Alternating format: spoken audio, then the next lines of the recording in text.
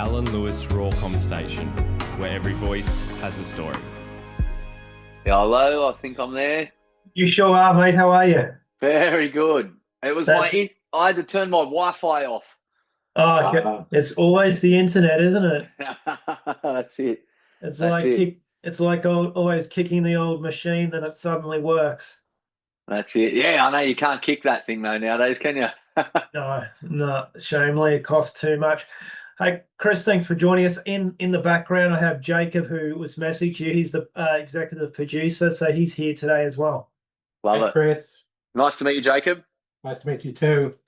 So we're going to get into it. Thanks for joining us. How's your day been before we get into it?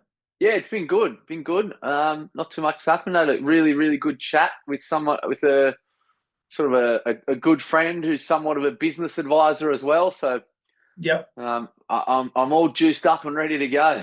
Awesome, awesome. Just a quick question, so I know how much vision do you have, mate? I don't know. When I'm back here, I can't even see my phone. Okay, Uh, that's cool. Oh, no, I'm totally blind. Just so I had some idea where you were. So that's great. yeah, That's all so right. I'm yeah. They might say 6/60. So No, that's all right. Just so I had some awareness if you had anything. So that no, but no, I'm totally blind too. But so we'll get into it. And like I said, is there any areas you don't want to talk about or anything? no, no. Like I Cool. said in that form, if we go down the track and it feels like it's going to open up, let's go for it. Awesome. That's what we're here for. That's why it's real Mm, conversation. So we'll get into it in a couple of seconds. You ready? Yeah, love it. we're Jacob? ready to go. Okay. Well, welcome to the podcast. Today, I have another personal trainer on. Your in the next few weeks, here a few different personal trainers, but today I'm talking to a personal trainer from Sydney, someone who has created his own AI program called Ava. Plus, he has a disability. He is has vision issues, and we're going to talk to Chris. Chris, thanks for joining us. Thanks for having me. Lovely to be here. Chris, thanks for joining us. How you been? You been in the gym today with clients? Yeah, not too much on the tools anymore, which is scaring me. But I'm trying to become more of a business owner and more of a mentor than on the tools. So I probably haven't trained anyone properly for probably the better part of this year, basically for 2026. So trying to get out of the way of people at the moment. That's what I'm trying to do. Okay, but do you miss not doing the clients all the time? Yeah, I'm starting to be dead honest. I'm starting to, yeah. Yeah. I, I'm like I said, I'm trying to move out of the way, so let the stuff that I have grow. But now I'm sort of getting itchy feet again, and starting to find different ways to get back into our one-on-one sessions. I still run a group boxing session on Wednesday mornings, and that's a crowd favorite. So just trying to, yeah. But as well, on the flip side to that, it's like if I'm not busy, I'm bored, and when I'm bored, I get destructive. So Yeah. trying to manage it all at the same time. You sound like a frustrated personal trainer, how I have always been. So I think we call it frustrated personal trainer syndrome, mate. That's it. Yeah. Mate, tell me. Well, we'll go through your life a little bit. Tell me where you grew up, if it was in Sydney, and tell me a little bit about your life growing up, parents and siblings. Yeah, mate. So I grew up in the Blue Mountains, so basically the mid Blue Mountains, and yeah, I look back at it now. I had the best childhood. I had like probably it's a strange thing to talk about because you think it's just normal, Yeah. and I think no one really knows what normal is nowadays. But um, I had a I had great parents. I love them very much. I had a mother that sacrificed her life for us and everything. And I look back now and wonder why mum didn't eat dinner, and because she was trying to save money to buy the best football boots or the best soccer boots, best cricket bat. So we played a lot of sports as kids. So I'm a sibling of two other older brothers. So I was always, there was lots of wrestling matches and boxing matches with cricket gloves on, and we had a wild household. There was so many picture frames on the wall that were hiding holes in the wall. And it was a wild time. We backed onto the bush in the Blue Mountains. So as soon as we got home from school, we were in the bush, digging holes, making bike tracks, building bike jumps, having the time of our life. So my parents, like I said, I reckon my mum, now look back now and think my mum gave so much for us to have the life we had. My dad was he was a big drinker. So we never knew if he was coming or going. He would sometimes be there and then he'd be gone for 6 months. And it was a bit wild in that sense. But yeah, so we grew up there and then out in the mid Blue Mountains. Then from there we were about probably 10 kilometers from a train station. And my mum always goes back to say that this is a bit of a defining moment. One of our family members passed away and she could buy a cheap house, so she could sell our house, get a bit of money, and then move into pretty much the same house. But it was closer to a train station. And Mum always said that once we did that, that was when things sort of changed for me. I was, had sort of access to Sydney then. I was going into the city late at nights and things like that. So, probably wasn't the smartest decisions that I made when I was in my sort of teens to early 20s. And then, sort of the story starts to unravel there. If you want me to keep going into that. We'll go into there. Did you have a best friend around that time who you could rely on? I mean, like you said, your mum was great to you with your dad in and out of the scene. Did you have a best friend outside that area who was always on your side and, a family you could go to in some of them times? Not particularly, but we had the best.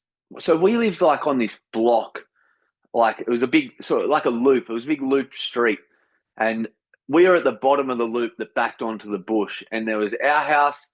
And next door to us was another 3 boys. Next door to us was a son and a daughter that were the same age. And then next to them were 2 boys and 2 girls.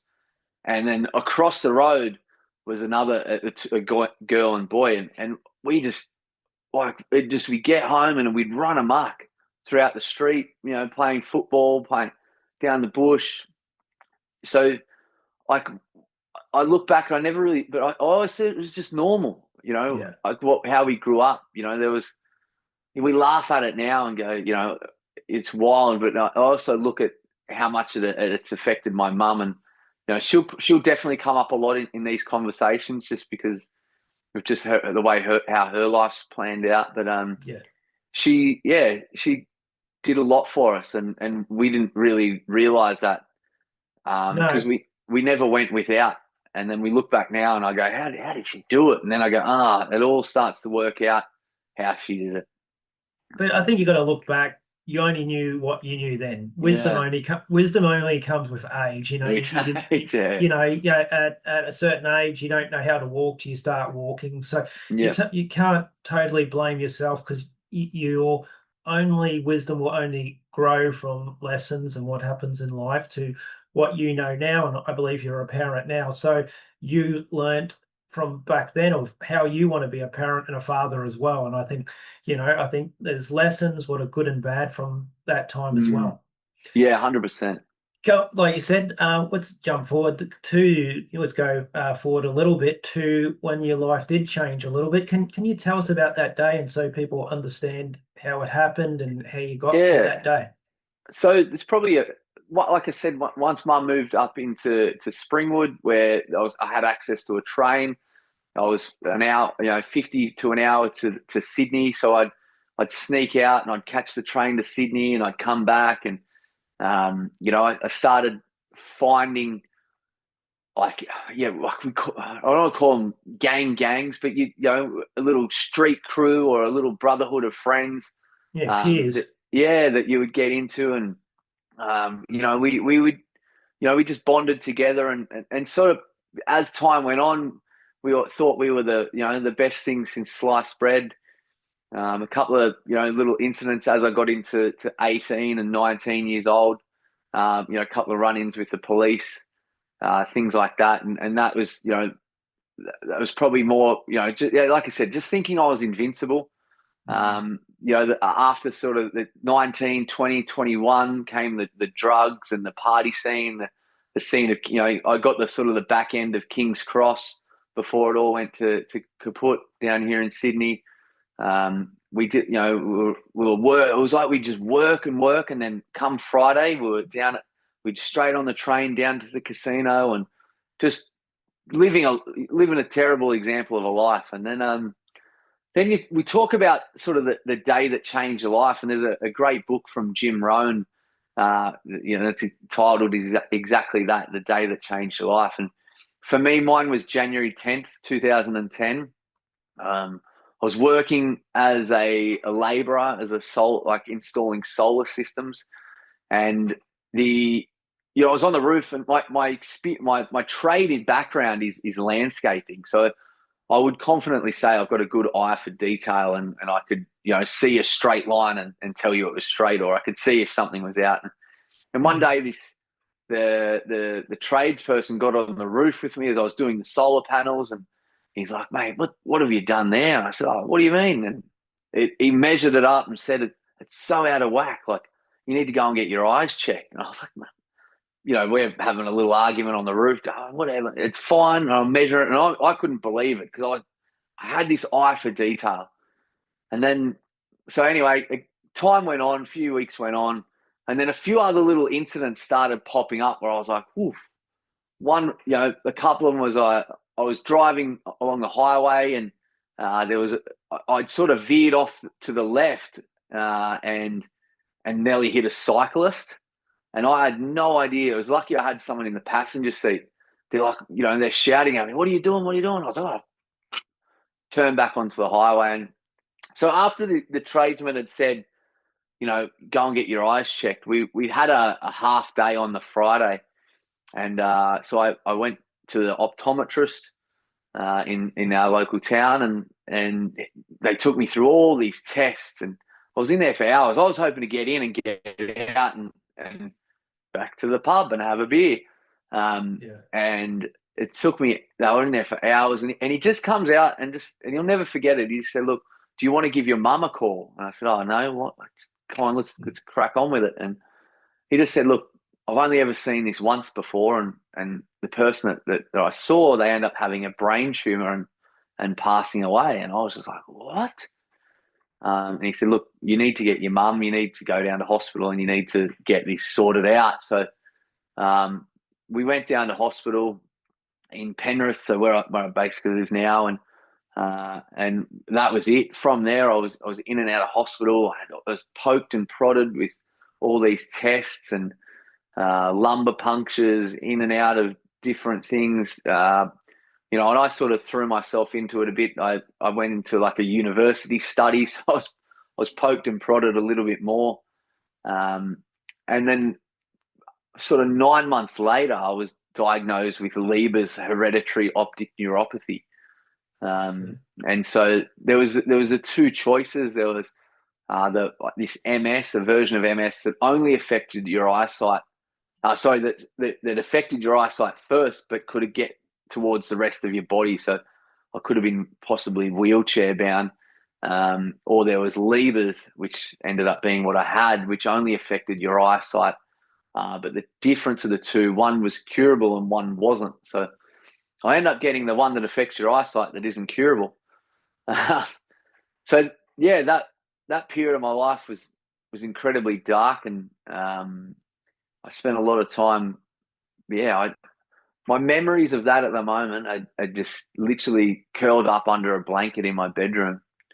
If you don't mind taking you back to some of that time, your friend base, when that happened, and the friends you had, like you said, you had tradies and guys who wanted to go out partying and drinking and doing all that stuff, and they would have been close friends, as you said. Not calling them gangs, but just that group is a very close group. As there's a fight, everyone's in. Yeah, you know what I'm saying. How did that change for you? Where was that group friend, and how did that change?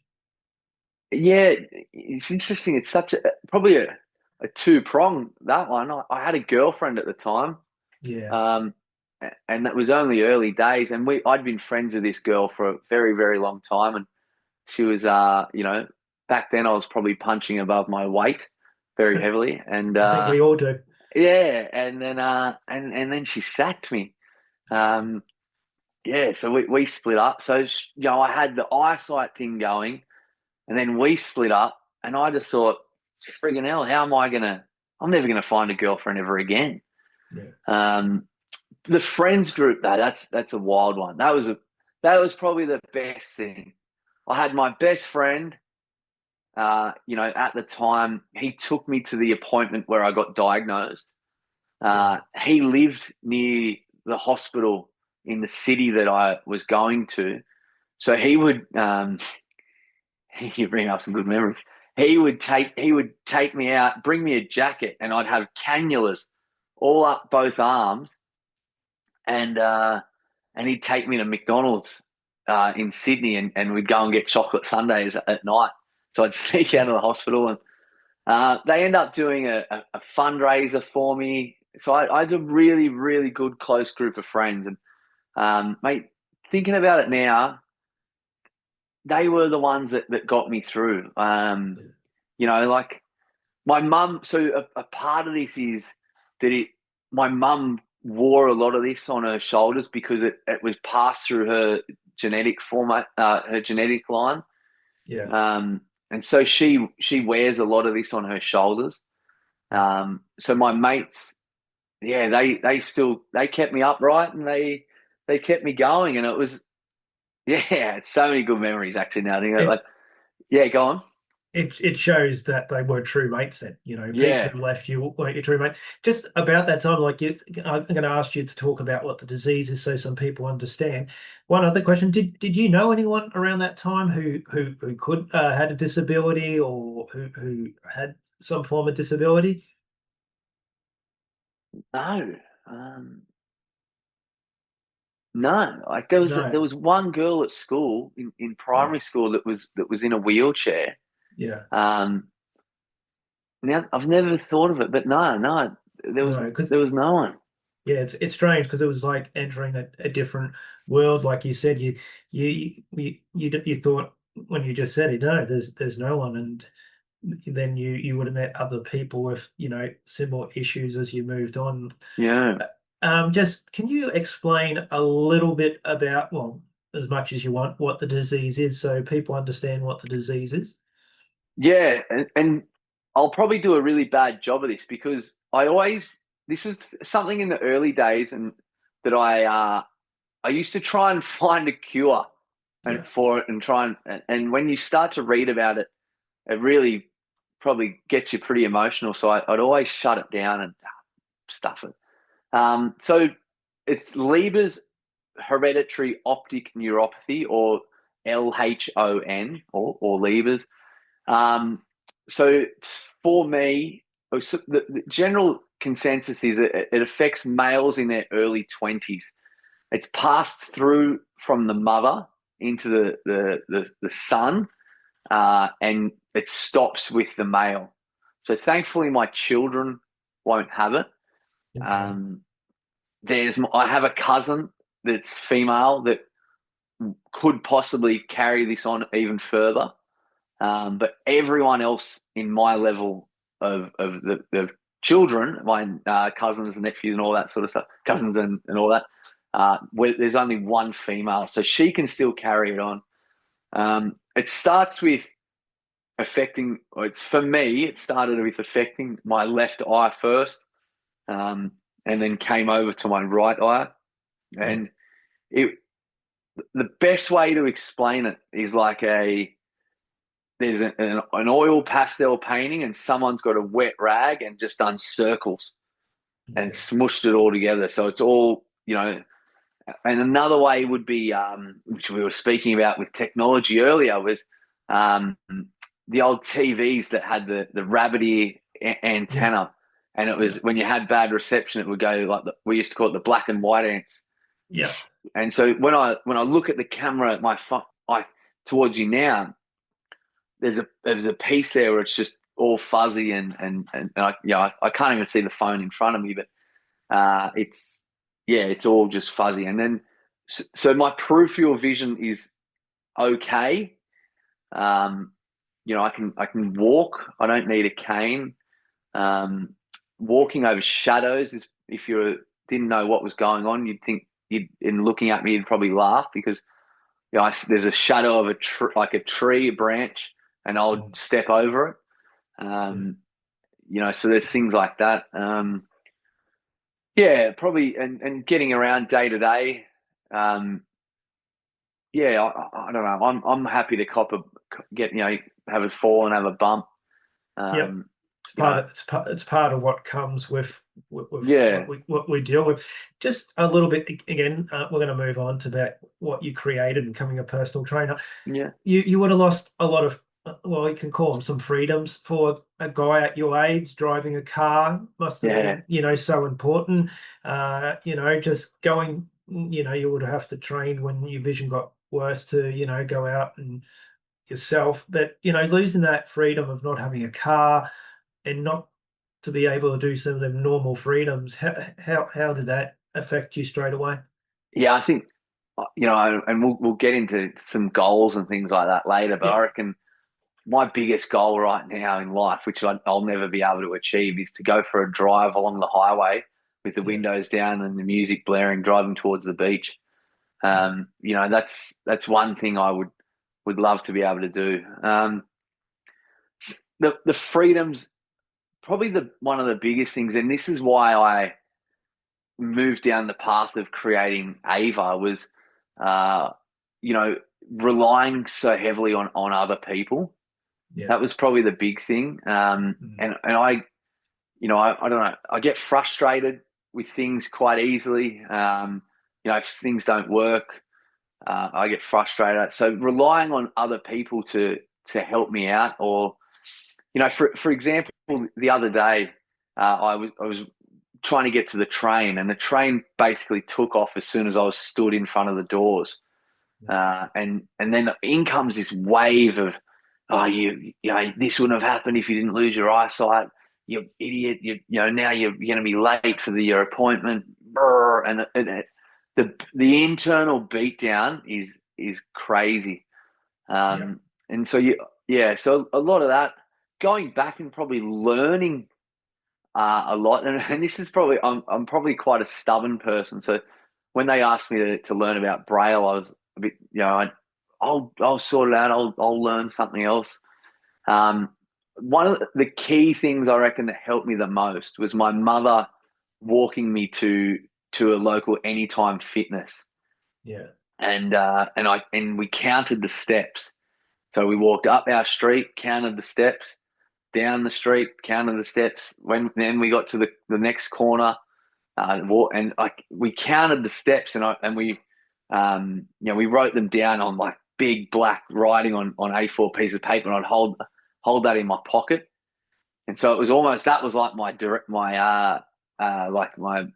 navigation. GPS. My GPS.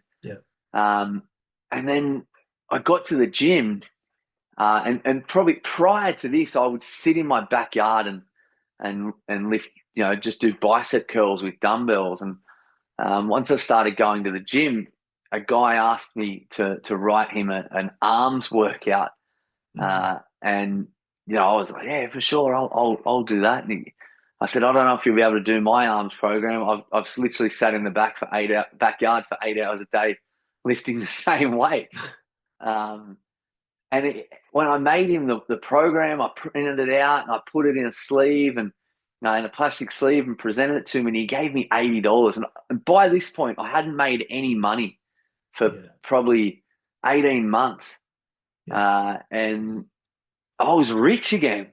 I was like, no, this is unreal. And I remember telling my mum, I'm going to become a personal trainer. And she's like, what's that? And I was like, I'm going to help people exercise. And how are you going to do that? And then I asked, and this is one of those burn the boats moments. I asked my mum, I said, look, if I fail at this, will you give me the money back for the course? Sure. And she just said, no, I can't do that.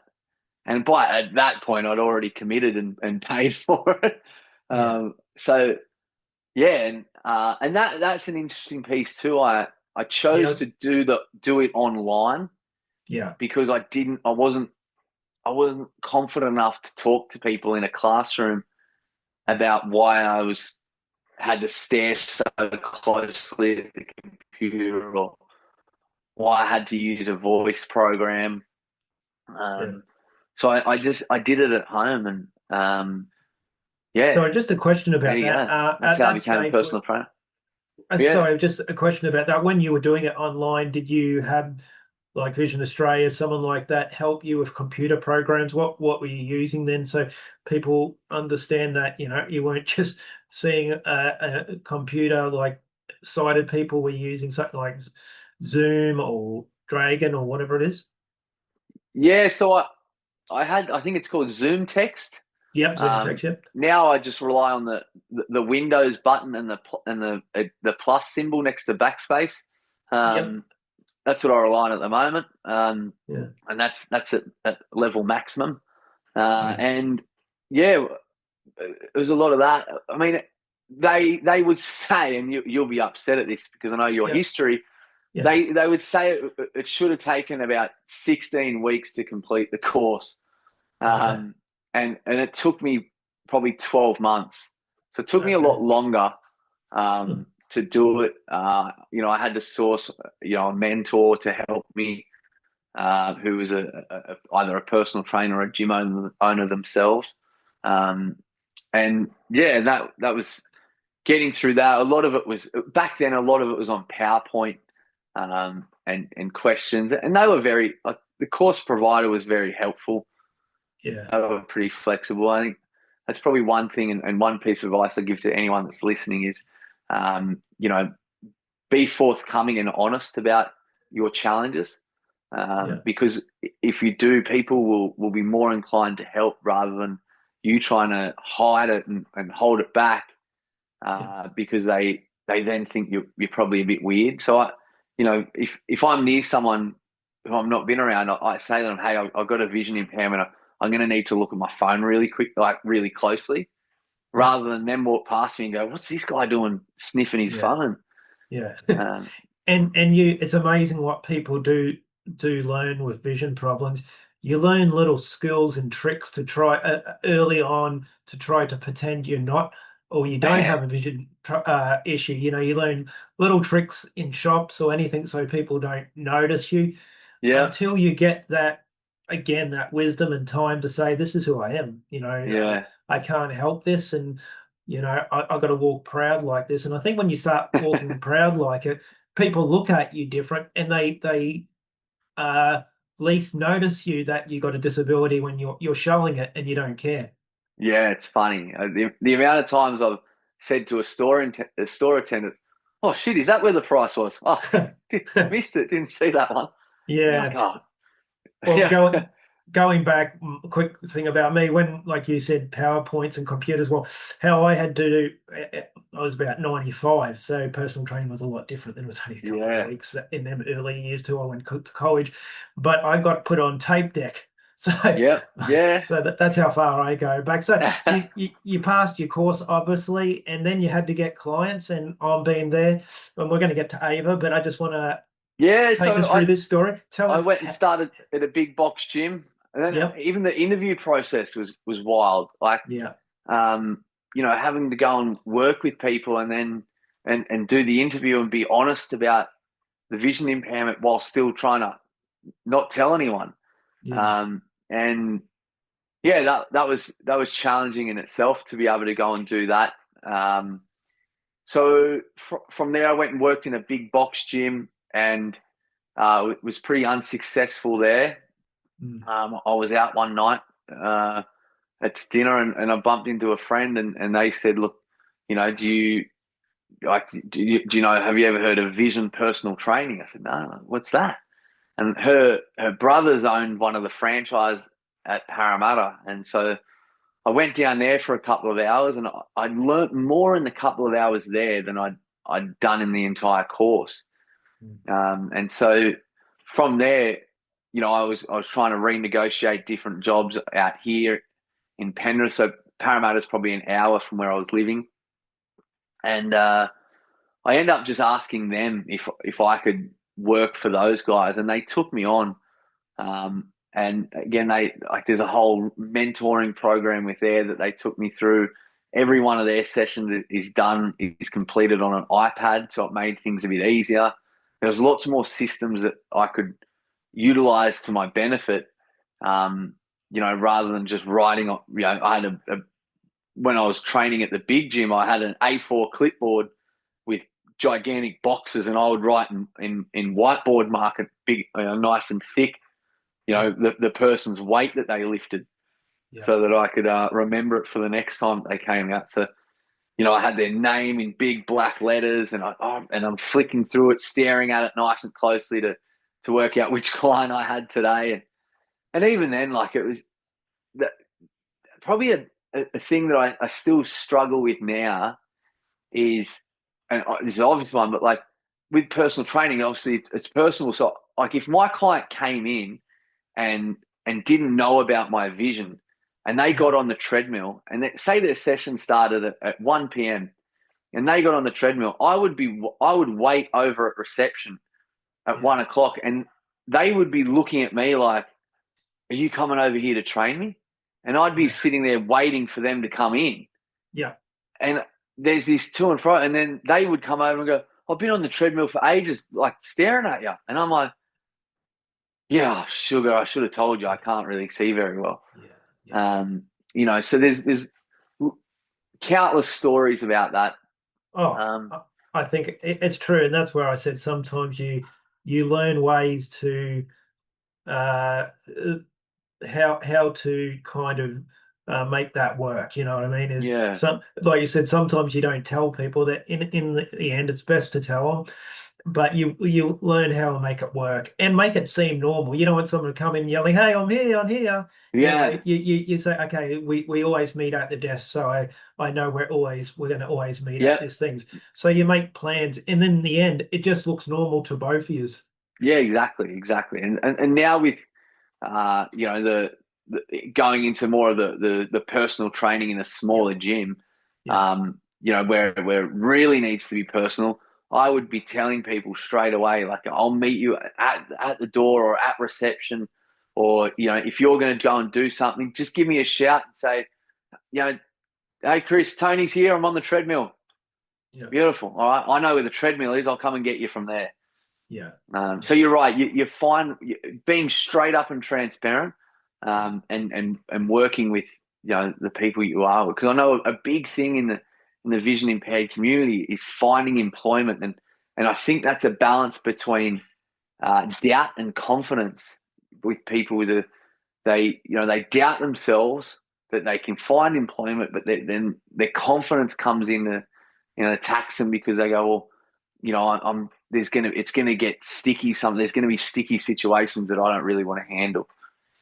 Exactly. And tell me this: in that time, how many people with vision issues or who were totally blind walked in for personal training? None. Isn't that funny? I did a talk. I won't say where, but I did a talk and I asked the same question. I was around people with vision issues, and I said, "Say yay if you have walked into a gym." And it's amazing. And sometimes they go, the question is, I didn't know what to do. But we have to be the ones who step up too. We can't think that someone's going to do it for us. We can make a phone call ourselves. We can ask for that help, and we can't always blame other people saying, "Oh, it's not possible." We have to take that first step to make it work as well. 100. I couldn't agree more. So coming a personal trainer, we'll get a little bit into that more, and then I want to get into a bit, maybe get into a bit of family life, because I believe you've got children, and go from there too. Tell me, your clients, when you did tell them you had vision issues and things like that, and other personal trainers in the gym, being a small gym, that must have been good, but how did it work with clients, and how did you approach that, telling them you had vision problems? And they probably asked you what I was asked a million times: how can you spot? How can you know I'm going to be doing it properly? Yeah. So, it was probably, there was certainly a look that people would give you and go, like, are you able to do this?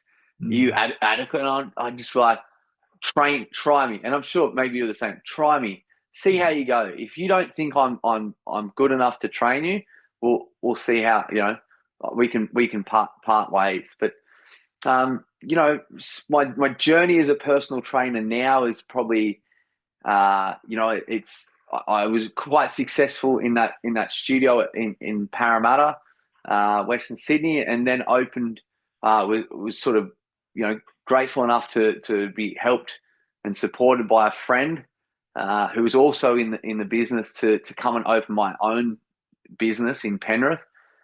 So I'm 2 months away from my 10-year anniversary. Well done. In business. So that, that's been where some funny things have arisen, where people would go, how can you run a business with your eyesight? Like, how can you, it's gone from how can you train me to how can you run this business? Like, what can you do? You can't do that.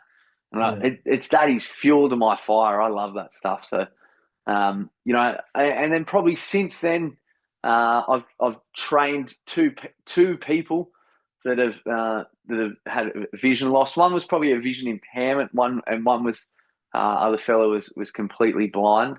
And even with him, I've sort of coached him on an even bigger scale with opening a business that he wanted to open. And so, just being able to give back to him was super important. Just it's the personal training game. You have to, and yourself, you have to be able to bridge some of those gaps, those confidence gaps that challenge you. And man, when you mix the resilience that we all have with the confidence, it's an unbreakable recipe, I reckon. And I think you'll probably agree, and there's two questions with this. You'll probably agree, when your clients get used to who you are and you can do it, they actually forget you are blind. They'll say something to you like, "Look at this," and they'll go, "Oh shit, sorry." Yeah. Like they're offended, where you can imagine their faces like horrified. And you probably like me to joke and have a joke about it. Yeah. And I think that's where, when you're thinking this client doesn't look at me as a disability, they look at me as their PT. And they forget about that, and it goes with friends. But just and we'll move on, but a little bit, just say if someone is listening and they're sighted, of course, and they say, "Oh, well, how did you teach someone bench press or squats, or say chin ups or something like that, if you couldn't see?" Just take us through a few steps how you would have, how you do it with having no vision. Yeah, I think probably I read. I don't read. I listen to a lot of books, and one of the great. Some people love him, hate him, but Jordan Belfort, the Wolf of Wall Street, and he talks about being an expert in your field. So for anyone out there listening, and they have a passion, and they have an interest, it may be exercise, it may be knitting, it may be tennis, it may be anything in the world. I think there is a place where if you can become so good at it that you just need to be able to verbalize the cue or the teachings, and then understand what the feeling should be that someone should get from it. So when we talk about exercise, or a squat, for example, if they, I'm going to say, all right, hips are going to come back first. Keep your chest up, eyes up. When you come back up from the bottom of the movement, make sure you're pushing predominantly from your heels or the back half of your foot. And when they go, "Oh, I felt that more in my knees," I'll ask them, "Hey, were you leaning more on your toes?" "Yeah, I was." "Okay, let's bring it back to your heels." All right, how does that feel now? All right, "Oh, it's out of my knees now." So there's different questions. If you know in an exercise sense, if you know the good feeling and the bad feeling and what to look out for in between and how to adjust and fix that, it's certainly, there's no barrier then. Clients, for me, they don't have any issue. And I will often ask the client, "Hey, would you mind if I filmed this exercise just so I can get a closer look of where your hips and knees are, and even to the clients who, again, back to the squat, a common thing would be someone's knees folding in. I would just say, hey, check your knees. Are they traveling over your toes? Yep. All right, great. Check this out. Check your core. Do you feel like you're squeezing through your abs? Just different questions. Asking them, do you feel that? And this could be in any sense. If you could knit or crochet blind, what would someone need to feel or do that you could teach them? And it could be done in any sense. Yeah, and I think it comes down to that word like we were talking about before. You adapt to your situation. Yeah. You adapt how you're going to show them. You adapt. You could, like we said, you could use a bench to start getting them to sit down and get up doing squats. You're doing every same thing that a vision personal trainer would do, but you just adapt a different way to that. Yeah. Yep. Yep. So coming the personal trainer and getting into it, enjoying it. When you first, through there, when did a relationship start through there? Anytime? Yeah. So, yeah. So I've got a mentor and now a great friend, who moved to New Zealand, and so I went traveling and met them in Auckland, and then I went down I had a bit of time to kill, so I travelled down to Christchurch to do a Kentucky tour around the South Island, and by the way, I'm currently single, so if anyone's out there, okay, well we'll put that on the link. So, and then then I met the mother of my children, and we met on a Kentucky tour, and yes, how did that go? So, I think I'll go back a few more steps. Where my drive comes from now is being able to give my family the most normal life possible with my vision loss. Exactly. And so when it comes to setting goals around business and ultimately finance and money, I want to be able to afford to be able to take my son to football on the other side of the area and my daughter to netball on the furthest point away from there. So I want to be able to afford to be able to comfortably pay for a taxi or an Uber. That's my internal push and pull. That's great. So when I met this lady, we were chatting away, and I'm telling her about all my goals and how this time, at this point in my life, I'm right the way through. I'm comfortable with where my eyesight's at, and I'm back having a good time. And yeah, it was funny. I'd had a few drinks the night before, and I got up at 5 o'clock and went for a run in the morning. And she's like, well, where did you go? I said, I went, did some exercise. And she's like, you're the one dancing on the dance floor that last night. I said, yeah, you got to have fun and you got to play hard as well. So we ended up chatting away, and we became quite close. And she was from England, and we then travelled in our relationship to meet up again a few different times, and then she finally moved out, and the relationship progressed. We got engaged. We then started having a family. So the family blew up pretty quickly. We went from 0 to 4 children. For a number of years. So our eldest son's 7, 4. My middle son will be 3 tomorrow, and my youngest daughter is 14 months. How do you get sleep? There's some heavy stuff in the background, and this is the relationship obviously broke down, and for probably a million reasons, but we're going to get into some raw conversations. This is Yeah, if you don't mind going there, we're going to talk about Ava, I promise you. But Yeah. I think How long I have think we got? oh we got a bit of time left, don't we? Hey, We've got how long? still an hour and 30 We still got at least an hour, so we can keep I'll going. take it up for you. No, so yeah, it's one of those. I don't know. No, if you don't mind, I It's- think it's great. If you don't mind me butting in, couple of things I'll say before I think. I think what you're saying is great, and if you don't mind, this is why I call it raw, and I'll let you go in as deep as you want to. But I think one, you're showing vision people are normal as they are. Two, the same relationships and breakdowns happen, and if as far as you feel comfy in going into it, and you don't have to say certain parts, but let's go.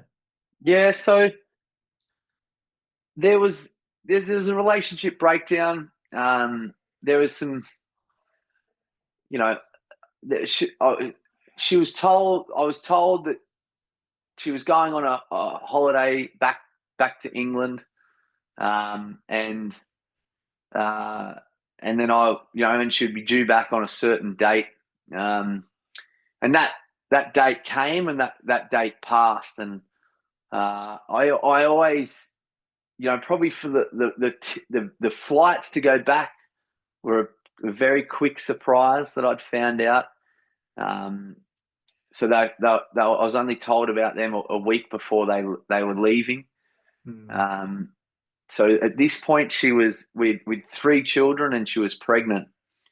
And it's hard to talk about because I'll get into it, but it's hard to talk about because I don't know.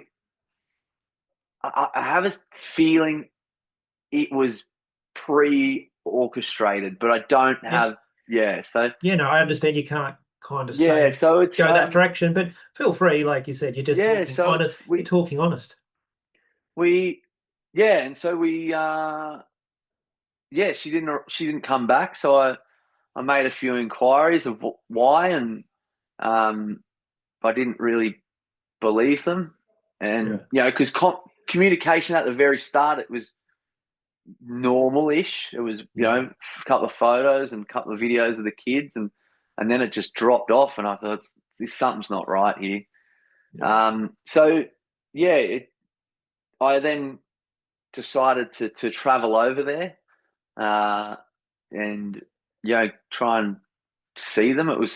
The baby was due soon, and it was her like the mother's birthday, and so there was a few things, and I thought, I just want to see the kids. It had been 3 months that I'd seen the kids now, and there were certain things like, one of my sons is now interested in going to school because we were going to homeschool, and miraculously he's now wanting to go to school, and I'm sitting there thinking something's definitely not right here, and it ended up being my intuition was correct. I'd gotten over to England, and I was not met very pleasantly by family members, and they live in a very rural place, so it took me a long time to get there. It was not I was met with some pretty heavy hostility, and on my own with a vision impairment in a very remote laneway. Like it was pretty much you could barely fit 2 cars down this road, and I was met with some pretty hostile family members, and so I got out of there, and ended up getting a train down to London, and just tried to see the kids, and it was didn't happen. So I came back home, excuse me, and then it was like it just opened a box. It was about 9 months of going through an international child abduction case, and then doing video link court hearings for the first few months, and then I spoke to my children for the first time in 2025, or basically 2025, on Father's Day last year. And at that point, I didn't know. Oh, sorry. Just after that, I hadn't found out if my daughter was born. I didn't know her name. I didn't know her sex. I just knew that, 2 weeks after she was born, I knew that that she'd given birth. I didn't know what girl or boy or her name or anything like that. And then I found out that I wasn't put on the birth certificate, so I have no rights to her. The children's names were changed. There's a whole bunch of things went on, and that's probably, it's one of those things where I've been, there's a few cool things that I've done in my life. Is I've done an amateur boxing fight. I'm a state champion for New South Wales. I was for like freestyle, like Olympic wrestling. And I realised that physical pain is in no comparison to emotional pain, without a doubt. And mate, I would go on, because I was very active with my kids. I was always out the front playing with them, and one particular night I remember taking the garbage out and then just standing in the front yard and looking at the moon, and then my neighbour, next minute I remember my neighbour come over and tap me.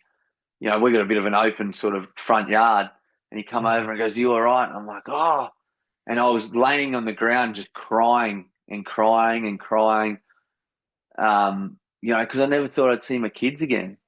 Yeah. And and then it's we got to we got to Father's Day off. The court ruled that I could chat to the kids, and and it's just been a wild ride since there. And thankfully I was successful in the case, and the children are now back here in Australia, which is great, and I get to see them and be with them, and it's and I think the moral of that piece, and probably what I would love listeners to get out of that is your challenge with your eyesight is going to throw, and whatever the disability is or whatever the challenge is, it's all there to build this ironclad, this person that can just have this incredible strength. Because I look at that now, I look back at my eyesight, which I would say is a day that, oh, good crikey, I just realised something, is a day that changed my life. And the children left. I just realised this just now. The children left on January 9th. Oh. And I had my first doctor's appointment on January 10th. So I don't know what's going to happen on January 11th, but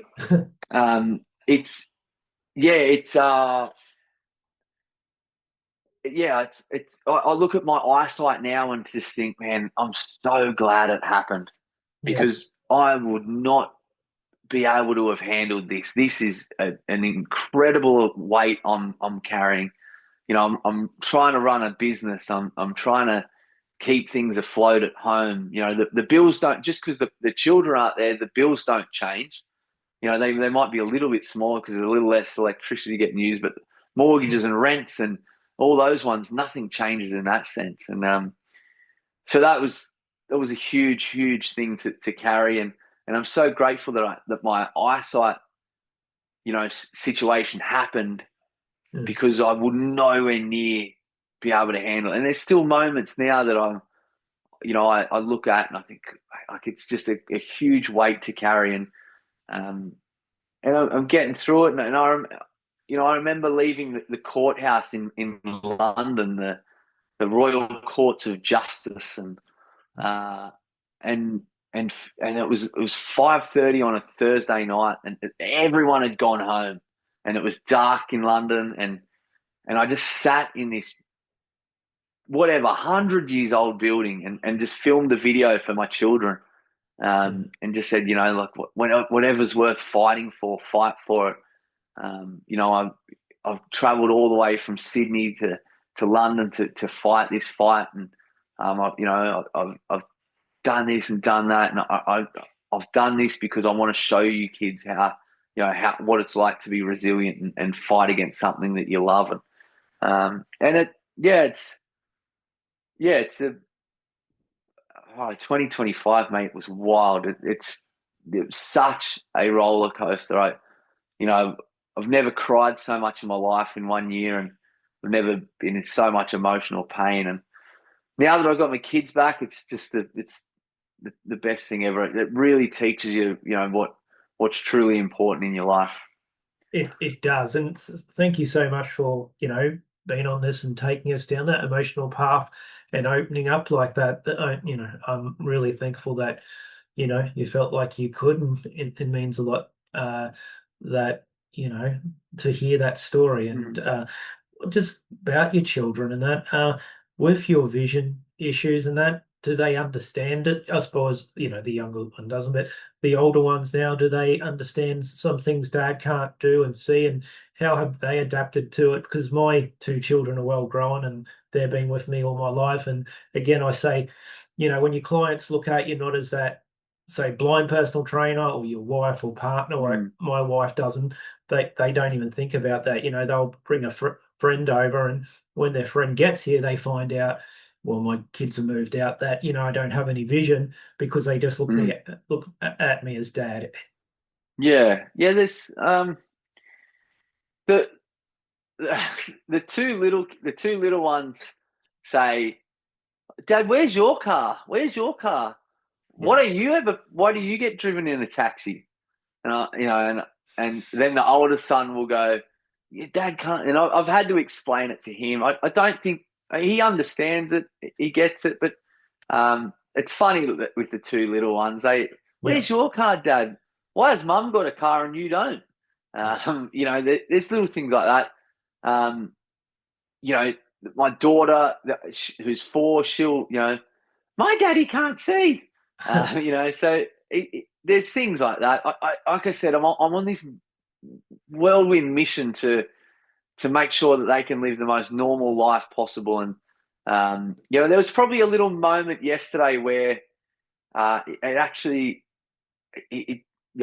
had, and again for some of the listeners, like I use a lot of positive affirmations, and I remind myself that I have, one of the big things that I've done is I've actually, we'll come back to it, but I remind myself I have a successful business. I have done, wrestling. I have done an amateur boxing. I have done all these. I remind myself of all these great things I've done. I've fought for these kids in a country that I have no idea how to get around, on a train network that's got 250 train stations in an underground, in London Underground. And I've gone to non-English speaking countries deliberately just to try and get myself out of there. I've done these things. And there was a moment with my son yesterday where he was annoyed at being with me, because where they live about 25 minutes away. And so I had to get a taxi, and, from getting from school to my place was about 25 minutes. And you could see him, like he was frustrated and annoyed that, why couldn't we just go to the park straight away? Why couldn't we just do this straight away? And that can drive, and we've got to get public transport everywhere. And that was starting to dig into me a little bit yesterday. And I navigated my way out of it. I found out he was probably just hungry more than anything. He didn't skip his lunch at school to play soccer with his mates. So I think he was, annoyed at that. But it got to me about thinking, this is the best I can do. Like, I can't. The next best thing is a helicopter. I can't pick you up from school and bring you anywhere quicker. This is the best I've got. And I was sort of starting to, beat on myself a bit, but, using the positive affirmations and things like that, really, and just talking about things that I have done and I've done well that I'm proud of. Just reminding myself that that's what I have done. it gets you back to a place, I believe, where, in that situation, I could negotiate with him rather than get, angry or frustrated back. But I could go, hey, tell me about what your day's been like. Have you eaten anything? No, I didn't have any lunch. I went and played soccer with the XYZ kids, and I was just like, oh, let's have something to eat together. So we shared some lunch. Next minute, he's hugging me and, you're the best dad ever. I was like, all right, I found the issue here. He's hungry, not actually annoyed. I think that's the great story, and I want to move on to Ava because I think that's an amazing part of your story too. But talking about that, I understand that, and I don't think that's ever going to change when you are married again. That even happens with me and my partner. I feel frustrated at times, and no, at times it can affect her when Karen, I say her name, Karen can help me. I know she doesn't mind, but I understand where you're coming from. You get that guilt, and and she doesn't want me to have that guilt because she's the greatest person in the world, strongest, more intelligent than I can be. But it's not easy, and you probably went through that with that relationship as well. And, that you feel guilty, they feel guilty, and it's another way that you have to learn to be in that relationship to get through. And just to stay in this space for a second, I would put my hand up, and I always believe that in any relationship, you're 50% of the good stuff and you're 50% of the crappy stuff. And I would put my hand up and reckon a good part of the relationship breakdown is that I was trying to overserve my family by working longer hours to try and bring more money in to give them a normal life because I couldn't give them a normal life. Yeah. Does that make sense? Mate, I did that too. My wife would tell you that. I used to go to work early in the morning, come home late at night. And as I said, as you know, women at times are a lot smarter than us. She knew that, but Karen, I shouldn't say Karen said, she's very smart. You have to work it out yourself. As I say, you can't teach anyone to the person seeks the teacher. There's no use learning anything. When you seek the teacher, then you'll learn. And maybe that's why I ended up in the situation I did. But I look back at it now, and I think I valued money so much so I could serve my family better that I forgot to spend quality time with them. And sorry about that. I would say it mightn't even be the money if you look at it this way. I think even I felt like that. You want to feel normal, then having a vision. So I don't think it's you want to make the money, but I think that you think if I work this many hours, if I look like I'm at work, I don't look like the person with vision issues or the blind person. I look like the man and the dad. And the provider, Yeah, so I think it's not even the money. I think you just want to look, not be thought of the person with vision issues, if that makes sense to you. Yeah, definitely. Okay, now the good part, and we're moving on. And thank you for so going that deep and telling us. I don't know if you ever spoke about this publicly before. Talking about Ava, tell us about Ava. I know Jake has been ready to talk about this, and tell us all about Ava. Yeah, so I was in England. Where did it start? So I was in England and trying to get around and trying to. I obviously had to do it on the cheap because I was out of not working, and I was trying to afford accommodation and food and stay active and present in this whole court case thing. And I just found that Siri and all the other apps just weren't serving me, and I wanted something a bit more. And if you want to be dead honest, and it wasn't serving me. So I true. started thinking, what can I do? I needed to think of something, and then you might want to cut this bit out. No, you go. There's this marketer that come up on social media that talked about an AI CEO.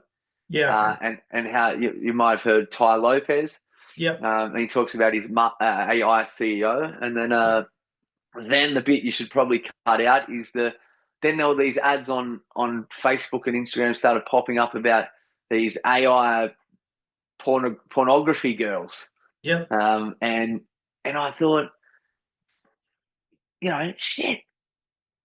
Imagine if there was one of these for a vision impaired person that just like when they're getting stressed, they could talk to it and it could help, cool them down, like it cool their anxiety down. Imagine if there was something that could, tell you that you've got an email and instead of it, you have to go through your screen reader, it would just go notification. Hey, you got an email from Alan about the podcast today, and it says it says this, and would you like me to reply to it? Yeah, reply at this. Hey, don't forget also later today in your calendar, you've got a doctor's appointment at 2:00. That from where you are right now, that's going to take you half an hour to get to on public transport. The public transport you'll need is bus 3 and train X, and if you're leaving, you need to leave 30 minutes to get there on time. And then now it's sort of evolving into I hear a lot about employment and challenges around that for people with vision impairment. So I've now sort of built into this a bit of a coaching model to help people to take them step by step on how they can earn their first $1,000 online. And this thing, the Ava is $10 a week or 10 Australian dollars a week. And so I've put this coaching model in it to try and help vision impaired people start their own businesses to be able to, make an income of their own. So they don't have to feel this, this confidence that they'll cross this confidence gap so that they can go and do it. And it's just taken off a bit. And I thought, this is it's your AI CEO, your admin assistant, your personal coach, your therapist, everything in one to make a vision impaired person's life just that bit easier so they can feel that sense of freedom, feel the sense of independence, and really lower the barrier to doing. And I always talk about there's 3 options. There's ask someone for help and rely on other people.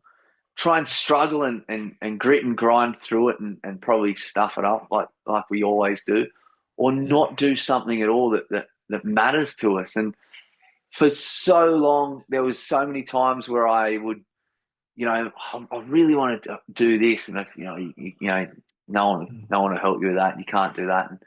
And then so, yeah, I sort of labeled Ava the 4th option. Now, is it going to save your life and turn you into a millionaire? Maybe not, but it's going to bridge the gap or shorten the gap for people to do the things that they want. And on top of that, I've got a goals and sort of a confidence boosting program that I call Living Without Limits. That involves 3 home exercise sessions a week, and then I've got all these resources that I've created so vision impaired people can go on, have a goals template, have a financial budgeting template, have all these things just to try and help them, achieve more in their life. I think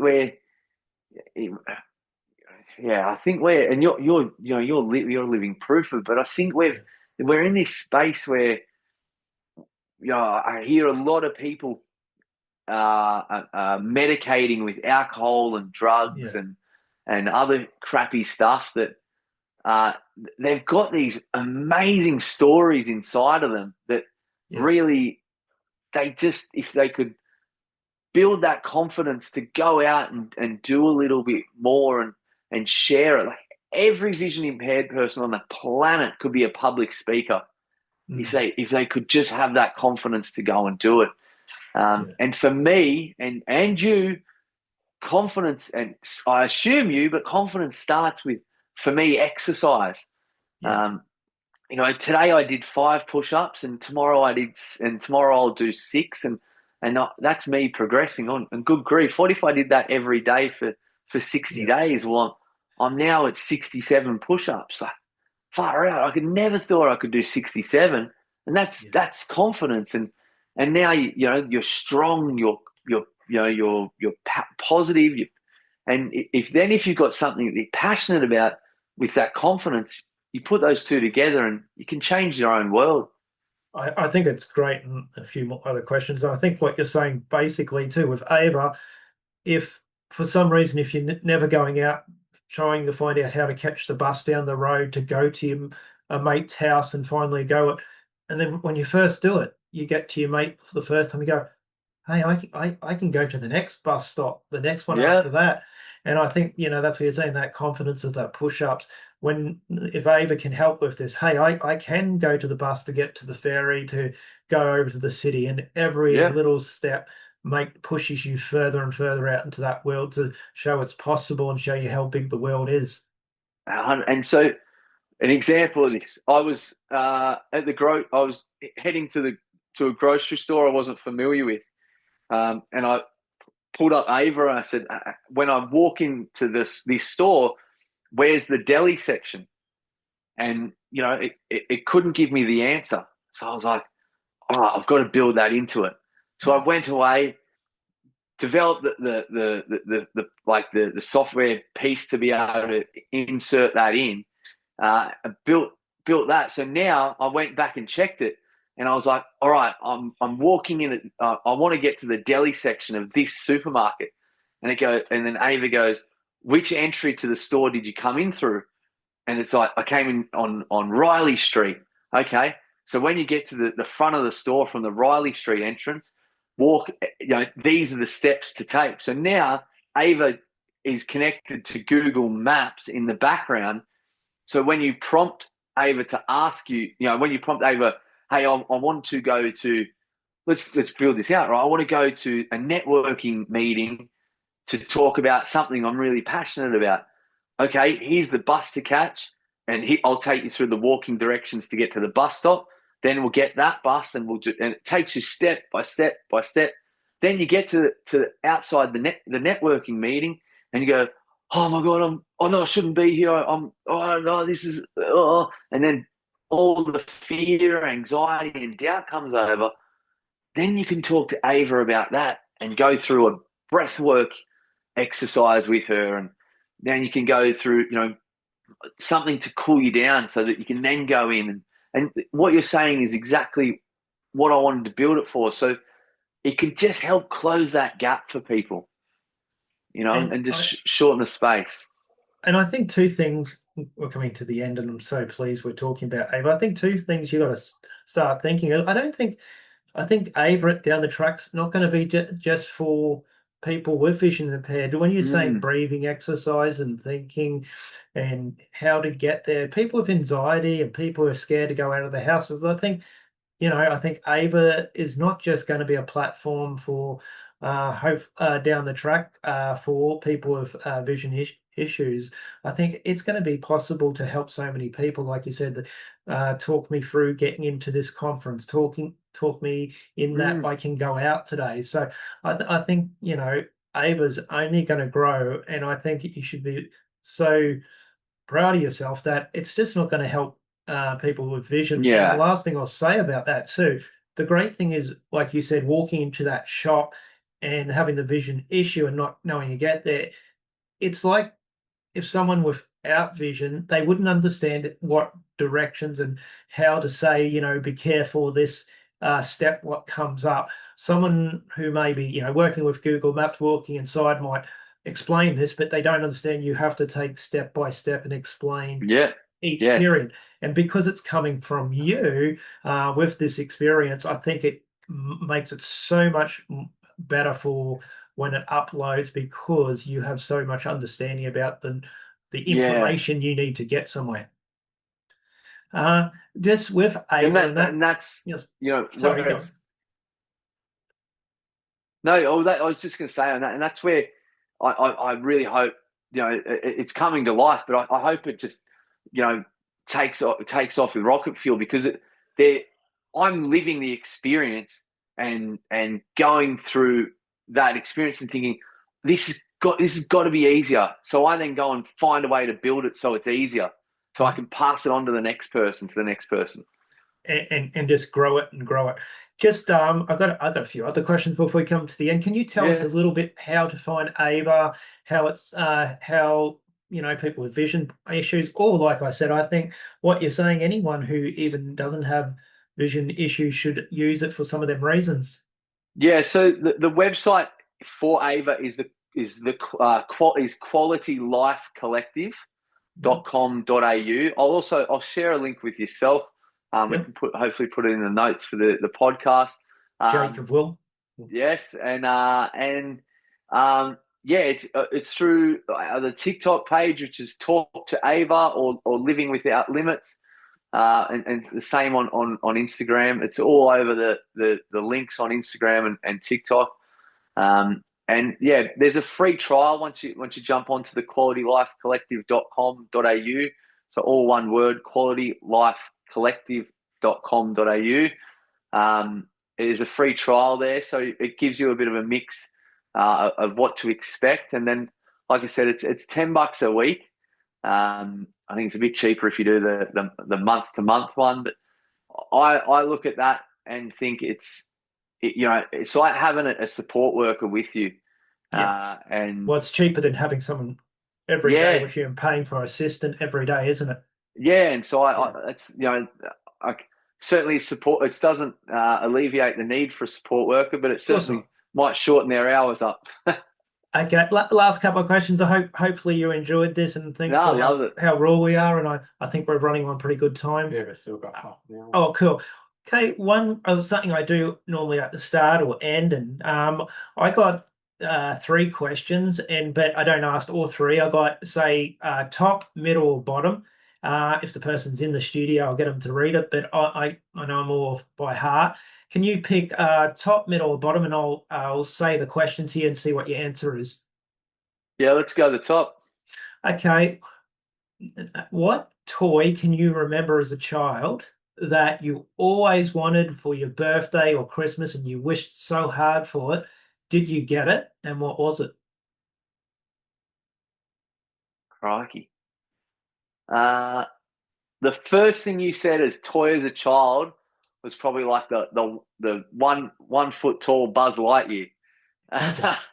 That was probably the most interesting toy as a child that I got was my dad wrapped up a packet of his cigarettes, and they were empty, and in it was a key, and obviously it stunk like tobacco, and I was like, oh, thanks for the key.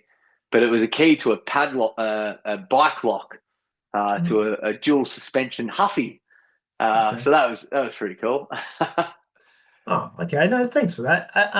Next question. I always ask, as if you have enjoyed this, and as I said, we really did get raw today, and I, respect how you went with that and was able to open up to talk to me about that.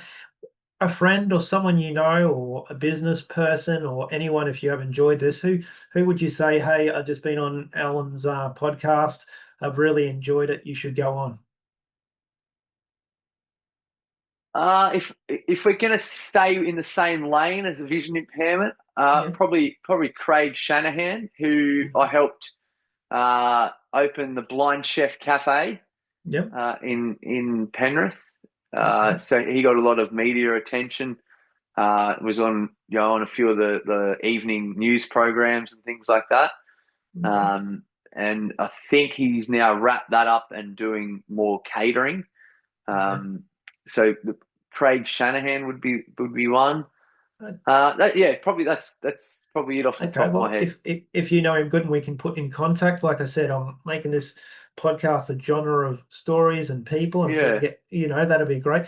And one of the last ones, same kind of question. Anyone famous in the world that you love actors, book writers, TV, race car boxers, as you're into boxing. Who would Yeah. you, if you knew they were coming on my podcast, you'll be waiting for it download and you'll be on YouTube saying, I can't wait for this. Yeah.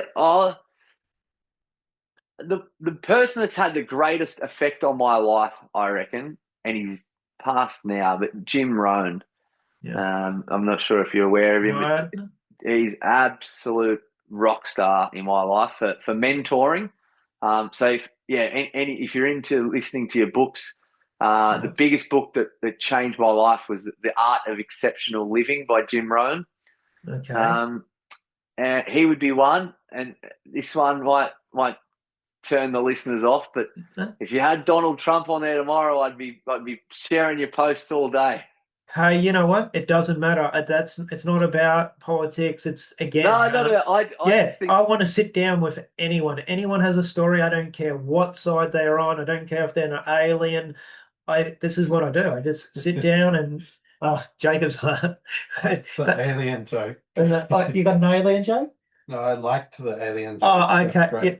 Yeah. So I don't care if they're an alien. I'll be the first one to have it on, and if it's got to be Donald Trump, whoever, I totally respect your answer. And if someone turns off, good on them, because you're truthful, and I'm here to just talk to anyone. For you, I like asking people this question: if there was something, someone, I lean in towards audio books. Yeah. But what's been the thing for you that's had the greatest positive impact on your life? Me? Yeah. Oh, the positive thing, I think probably my family. My family kind of my direct family, like my brothers and that, and then sorry, did you say any story or did you say books? Yeah, like any books, any person, your wife. Okay, if any person and book, sorry if this makes sense, if it's still answering it. Like I said, my family, but my wife and children, they have always been there for me. And like I said, my wife's my best friend, and Karen, we push each other. My boys and that look at me, not as, like I said, when they bring home their friends or whatever, it's not, Dad can't see or this or that. They come here and they have no idea. And that just puts love into my heart. And again, my brothers and that who grew me up, I was in that time, we played football. I got hit just as hard as them. And my dad and mum didn't shake their head. I was out playing with my family, and I think that's what makes me today. Yeah, love it. Last question for you is, if you've been the personal trainer and that, if you're in Sydney, of course, tell us if someone wanted to see you, train with you, or get your knowledge in the fitness area, how can we find you? Yeah, probably the easiest is on Facebook. If people still use it, I'm still pretty old school. I'm stuck on Facebook, but just through my name, Chris Gross, so ChrisGross. Contact me through Facebook, and through the TikTok and Instagram pages, which is Talk to Ava or Living Without Limits. I am, I'm always happy to give information and just do this, have candid, hard conversations, and I think authenticity is the key, and being able to sort of and have conversations. Yeah, some of the going through what I went through last year, I was very, very lucky to have a client that is incredibly successful in business. And one of the things we did was we went for a walk once a week. And we called it changing the world's problems or solving the world's problems. Sorry. And just talking out loud to people. And like I said, I just realized something before that I never thought with the dates. Just talking out loud and I encourage everyone to if you struggle with confidence, just do one thing and bounce out of that struggle just for 1 second. And that's reach out to someone for a conversation. You know what? That's the smartest thing I think anyone, can say in a great note. And I think, Jacob, knows I always talk to him, that I'm always thinking, he knows that, my wife, and I'm always thinking how to make this podcast better, what can I do, and he likes it. He gives me, the Yeah. confidence in listening to me. And I think I'm going to say, with him in the background, I think we're going to have you back, and maybe have you, like our fitness people, come back and talk about how people with vision issues can do it, but just not vision issues. But you're a great person with confidence, and even talk more about Ava. So if you want to come back and be like our reporter, international fitness reporter, let's have you back one day soon. We can definitely do that. That'd be great. Mate, we both think you. I hope Ava goes good. We'll make sure we leave all them links. And I really think talking to you and being in this industry for a long time, I think if anyone has to step out and look for a fitness trainer, personal trainer, they should search you. Okay. Love it, mate. Thank you so much for the time today. That's awesome. Okay, Chris. Thanks. Stay with us when we stop, and we'll just have a minute. Thanks, Chris. That was really good. Thank you. Thanks, Chris. Yeah. How was that, mate? Yeah, it's unreal, Amazing. mate. It's good to get out there and it's good setup you got going. It's very good communication with the emails and everything like that. I like that. Yeah, no, I'm setting that up, and Jacob's, like I said, he's just came on in the last 4 or so podcasts, so we're going to be growing a lot. Alan Lewis Raw Conversation, where every voice has a story.